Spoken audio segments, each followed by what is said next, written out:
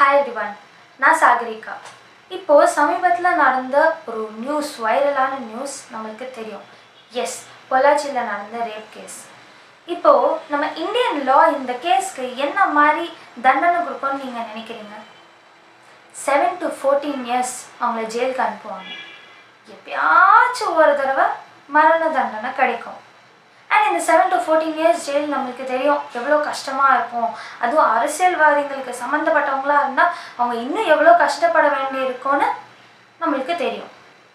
ஆனால் இப்போது நான் டிஸ்கஸ் பண்ண போகிறது இந்தியாவை விட்டு வேறு கண்ட்ரீஸ்லலாம் எப்படி ஒரு ரேப் கேஸ்க்கு அவங்க ஒரு தீர்ப்பு தராங்கன்னு. மோஸ்ட்லி எல்லாம் நிறைய கண்ட்ரீஸில் டைரெக்டாக ஜெயில் தான் அனுப்புவாங்க. 30 years 40 years 15 years அந்த மாதிரி ஜெயில் அனுப்புவாங்க. பட் அவங்க ஊரில் ஜெயில் மாதிரி இருக்கும். அவங்களுக்கு கண்டிப்பாக பனிஷ்மெண்ட் கிடைக்கும். அண்ட் அவங்களுக்கு சிவியர் டார்ச்சர் இருக்கும். ஆனால் சில ஊரில் இந்த ஜெயில் விஷயத்தை தவிர இன்னும் சில விஷயம்லாம் எக்ஸ்ட்ராவாக நடக்குது. எக்ஸ்ட்ரா பனிஷ்மெண்ட் அவங்களுக்கு கிடைக்குது. ஸோ இது என்னன்னு நம்ம இந்த வீடியோவில் பார்க்க போகிறோம்.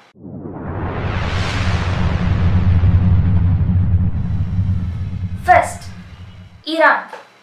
ஸோ இங்கே அவங்களுக்கு டைரெக்டாக ஹெட்ஷாட் இல்லாட்டி அவங்கள ஹேங் பண்ணிடுவாங்க.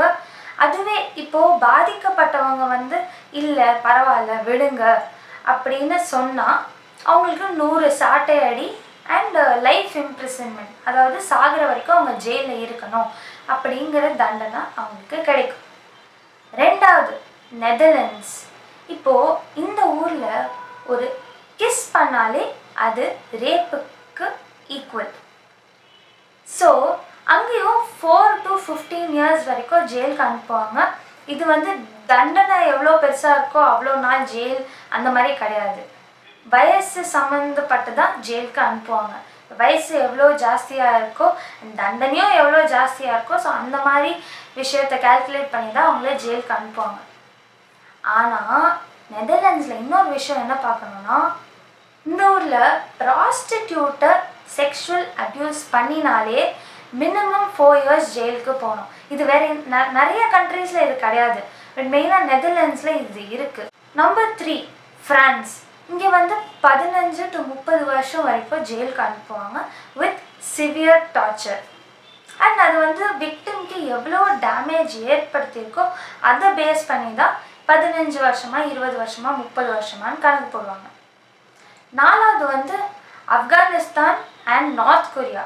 இது ரெண்டுத்தையும் நான் ஏன் சொல்கிறேன்னா சேர்ந்து இது ரெண்டுத்துக்கும் கிட்டத்தட்ட ஒரே பனிஷ்மெண்ட் தான். டைரெக்டாக அவங்க ஹெட்டில் ஷூட் பண்ணிடுவாங்க. அடுத்தது 5வது, சவுதி அரேபியா. இங்கே பப்ளிக்லேயே பிஹெடட் பண்ணிடுவாங்க, அதாவது அங்கே கழுத்தை வெட்டிடுவாங்க. 6வது இடம் என்னன்னா UAE. இங்கே ரேப் பண்ணால் உடனே 7 நாளுக்குள்ள அவங்கள கில் பண்ணிடுவாங்க. ரேப் பண்ணியா ஓகே அவ்வளோதான், நெக்ஸ்ட்டு 7 daysக்குள்ளே அவன் செத்தான். இல்லாட்டி என்ன ஆகும்னா, இப்போது ரேப் பண்ணவங்க அவங்களே நல்லவங்களாம் ப்ரூவ் பண்ண ட்ரை பண்ணுவாங்க. இல்லை நான் ரேப் பண்ணேன் ஆனால் அந்த பொண்ணு தான் என்னை மயக்கினா, இல்லை நான் இதனால தான் நான் ரேப் பண்ணேன், இந்த மாதிரிலாம் இந்த மாதிரி சில விஷயம்லாம் கொண்டு வருவாங்க. ஸோ தட் அட்லீஸ்ட் அவங்க ஜட்ஜ்மெண்ட் கம்மியாகும் அப்படிங்கிறதுக்காகனால UAEயில் டைரெக்டாக இந்த மாதிரி எந்த விஷயமும் கிடையாது. Rape is a rape, so you are dead, அவ்வளோதான்.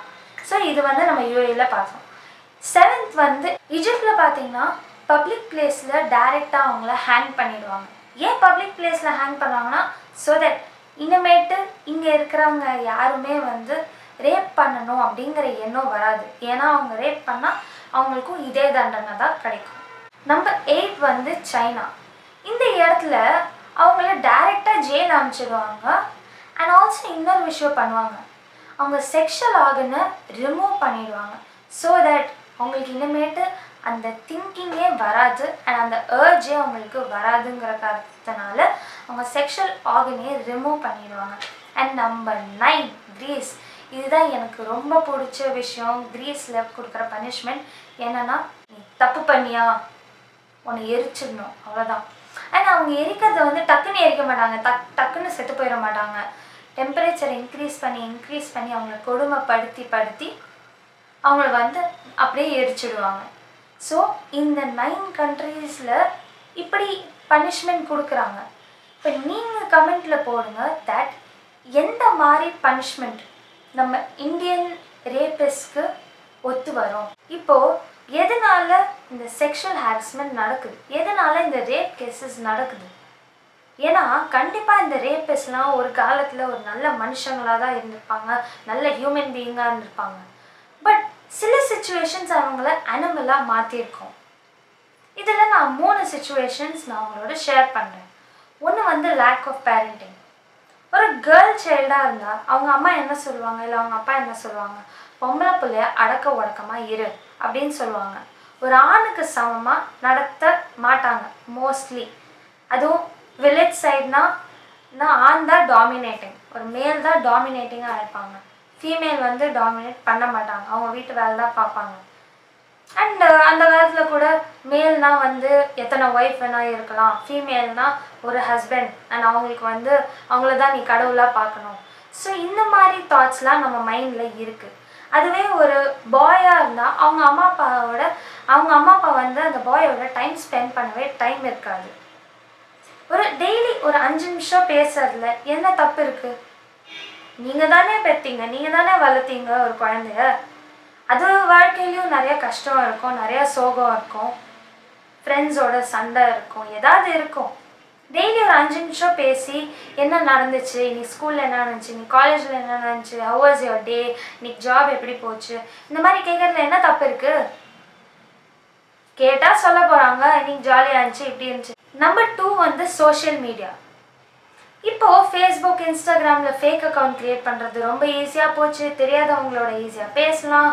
ஒரு ஃப்ரெண்ட் ரிக்வெஸ்ட் அனுப்பிச்சா போதும், ஃபேக் அக்கௌண்ட்டாக ரியல் அக்கௌண்ட்டானே தெரியாது. இந்த காரணத்தினால தானே பொள்ளாச்சியில் இவ்வளோ பெரிய நியூஸே ஆகிருக்கு. சோஷியல் மீடியாவில் ஃபேக் அக்கௌண்ட் க்ரியேட் பண்ணி பொண்ணுங்கக்கிட்ட பேசினதுனால. இதில் பொண்ணுங்கக்கிட்டேயும் ஒரு விஷயம் கேட்கணும். ஏன் அது பொண்ணாக இருந்தாலோ பையனாக இருந்தாலோ தெரிஞ்சால் தானே ஃப்ரெண்ட் ரிக்வெஸ்ட் அக்செப்ட் பண்ணணும். சும்மா அப்படியே அக்செப்ட் பண்ணிடுவீங்களா? யாருன்னே தெரியாது அக்செப்ட் பண்ணிடுவீங்களா? அதுவே பையன்கிட்ட கேட்க வேண்டிய விஷயம் வெக்கமாக இல்லை? ஒரு ஒரு பையனாக இருந்துக்கிட்டு ஒரு கேர்ளோட நேம் யூஸ் பண்ணி, ஒரு ஃபோட்டோ யூஸ் பண்ணி, ஒரு ஃபேக் ஐடி யூஸ் பண்ணி கேர்ள்ஸ் கிட்ட பேச ட்ரை பண்ணுற. சொல்கிறாங்களே வீட்டில், ஆம்பளை தானே நீனு, ஓ டைரெக்டாக போய் பேசு, ஆம்பளை தானே நீ, போய் டைரெக்டாக போய் பொண்ணுங்கிட்ட போய் பேசு, ஏன் வைக்கப்படுற? ஓகே, ஸோ சோஷியல் மீடியா சைட்ஸ்னால நிறைய பிரச்சனைங்க வரும். சோஷியல் மீடியா சைட்ஸில் ஆக்சுவலி இம்ப்ரூவ் பண்ணுறதுக்கு நிறைய வேஸ் இருக்குது. போய் நிறைய டாப் சயின்டிஸ்ட்டு, நிறையா டாப் ஆத்தர்ஸ் எல்லாரையும் போய் நம்ம காண்டாக்ட் பண்ணலாம், அவங்கக்கிட்ட டவுட்ஸ் கேட்கலாம், அவங்கள ஃபாலோ பண்ணலாம், அவங்க லைஃப் ஸ்டைலை புரிஞ்சுக்கலாம், இல்லை சயின்ஸ் கற்றுக்கலாம், ப்ரோக்ராமிங் கற்றுக்கலாம், நிறைய விஷயம் கற்றுக்கலாம், புக்ஸ் பற்றி கற்றுக்கலாம். பட் பாசிட்டிவ் சைடெல்லாம் பார்க்காம ஃபுல்லாக நெகட்டிவ் சைட் பார்க்கறதுனால சோஷியல் மீடியா சைட்ஸும் ஒரு பெரிய காரணம் இதுக்கு பின்னாடி. Number 3 corruption. எதை வேணால் விலை கொடுத்து வாங்கிடலாம்ல. காசு கொடுத்தா பொய்யானது கூட உண்மையாயிடும். பார்த்தோம், ஃபார் எக்ஸாம்பிள் மனிதன்னு படம் வந்துச்சுல்ல, அங்கே பார்த்தோம் எப்படி கேஸை பில்ட் பண்ணி அதுவும் அந்த போலீஸ் அண்ட் லாயர் அவங்க தான் நம்மளோட இந்தியாவோட பில்லர்ஸ். பட் அவங்களே தப்பு பண்ணி கேஸை பில்ட் பண்ணி எப்படி கேஸே மாற்றுறாங்கன்னு பார்த்தோம். இந்த மாதிரி தானே நம்ம ஊர்லேயும் நடக்கிறது. காசு கொடுத்தா என்ன வேணால் நடக்கும். அவங்களும் அதனால நான் யூஏஇ பற்றி சொன்னேன். ஏன்னா இந்த ஊரில் ரொம்ப தள்ளி போடுறாங்க கேஸஸை. 6 months 1 year தள்ளி போடுறதுக்குள்ளே அதுக்குள்ளே அவங்க ஒரு ஸ்டோரி பில்ட் பண்ணி இந்த பொண்ணு தான் இந்த தப்பு பண்ணா, இந்த ஃபேமிலி தான் இந்த தப்பு பண்ணிச்சு, என்ன தான் அவங்க அட்ராக்ட் பண்ணாங்க அப்படின்னு சொல்லி கேஸே அப்படியே டைவர்ட் பண்ணி அப்படியே திருப்பி போட்டுருவாங்க. ஸோ உடனே ஜட்ஜ்மெண்ட் கொடுக்கணும். அதுக்கு தான் கவர்மெண்ட் வந்து பீப்புளை சப்போர்ட் பண்ணுறதுக்கு, பீப்புளை அப்போஸ் பண்ணுறதுக்கு இல்லை. கவர்மெண்ட் வந்து பீப்புளோட சைடில் நிற்கணும், பீப்புளுக்கு ஆப்போசிட்டாக நிற்கக்கூடாது. யார் காசு வச்சுருக்காங்களோ அவங்க சைடு நிற்கக்கூடாது. எல்லாரையும் ஈக்குவலாக பார்க்கணும். Rich or poor, black or white, எல்லாரையும் ஈக்குவலாக பார்க்கணும். ஸோ இந்த 3 விஷயம்தான் நான் மெயினாக ஷேர் பண்ணணுன்னு நினச்சேன் ஆஸ் பர் ஏன் செக்ஷுவல் ஹாரஸ்மெண்ட் நடக்கிறது அப்படிங்கிற பேசிஸில் கேர்ள்ஸ் அண்ட் பாய்ஸ் நம்ம இந்தியன் பீனல் கோடில் செக்ஷன் 100ன்னு ஒரு செக்ஷன் இருக்குது. யாராச்சும் அவங்கள அட்டாக் பண்ண ட்ரை பண்ணாங்கன்னா நீங்கள் ஆட்டோமேட்டிக்காக நீங்கள் டிஃபெண்ட் பண்ணலாம். ஏதாவது ஷார்ப் ஆப்ஜெக்ட்ஸ் வச்சு அவங்கள நீங்கள் திரும்பி அட்டாக் பண்ணலாம். ஈவன் நீங்கள் அவங்கள கில் கூட பண்ணலாம். ஆனால் அது மர்டருக்கு கவுண்டே ஆகாது. பிகாஸ் நீங்கள் உங்களை செல்ஃப் டிஃபெண்ட் பண்ணிக்கிறீங்க. கடைசியாக நான் ஒரு கோட் சொல்லிக்க விரும்புகிறேன். என்னன்னா, the greatest tragedy is not the violence of the cruel people but the silence of the good people. அப்படின்னா என்னன்னா, நம்ம ஊரில் இருக்கிற மிகப்பெரிய பேரழிவு என்னன்னா, கெட்டவங்க வயலன்ஸ் பண்ணுவாங்க, ஆனால் அது ரொம்ப கம்மி பேர் தான். நல்லவங்க நிறைய பேர் இருக்காங்க, ஆனால் அவங்க வாயை மூடிட்டு இருக்காங்க, அமைதியாக இருக்காங்க. அவங்க தாட்ஸை வெளில கொண்டு வர மாட்டேங்கிறாங்க. அது நடந்தால் கண்டிப்பாக ஏதாவது சொல்யூஷன் கிடைக்கும். தேங்க்யூ.